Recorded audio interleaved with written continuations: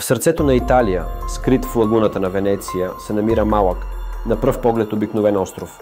Казва се Повеглия, но е известен като островът на костите. Защо? Защото тук са загинали десетки хиляди души. През средновековието Повеглия е бил място, където са изпращали хора, заразени с чума. Болни, изоставени и обречени. Телата им са били изгарени и погребвани направо на острова. Смята се, че над 50% от почвата на Повеглия е човешка пепел и кости. По-късно, през 20 век, на острова е построена психиатрична болница. Пациенти твърдят, че чували гласове и виждали духове. Легендите разказват за лекар, който провеждал ужасяващи експерименти и в крайна сметка сам скочил от кулата, обзет от лудост. Днес Повеглия е официално забранен за посещения. Италианските власти не разрешават достъп, а рибарите избягват района, не само заради суеверия, а защото все още вадят човешки останки от водата.